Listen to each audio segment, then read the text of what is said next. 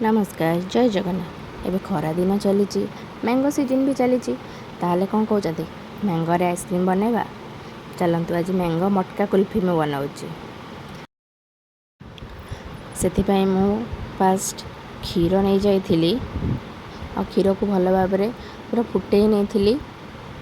क्षीर T भल से फुटीगला से ऐड करी चीनी से मिल्क पाउडर तापर से किसी मिल्क मेड मु ऐड करी आउ किसी ड्राई फ्रूट रो गुंड ऐड करी से आउ सब भल भाव मु मिक्स कर नहीं।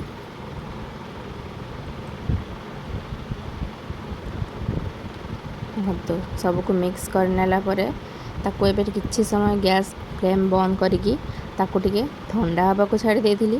ता भितर मु कोन करथिली ना आंबो खूब को छड़ेकी ताकू ग्राइंडिंग कर नेथिली। एबे रखिथिया बैटर ठंडा हो जाइथिला तापर दुटा मटका मु नेथिली जो थिरे कि फास्ट मैंगो ग्राइंडिंग करके रखिथिली ताकू ऐड करथिली। तापर से बैटरटा ठंडा जोटा हो जाइथिला ताकू ता ऊपर ऐड करथिली आ ता ऊपर किसी ड्राई फ्रूट को एमती पकई नहीं। तापर से मु कभर कर नहीं जेतु मो पाखे सिल्वर फॉइल थिला से सिल्वर फॉइल भल भाव पूरा कभर कर नहीं आ फ्रिज रे 4 ରୁ 5 घंटा पूरा रखी थी।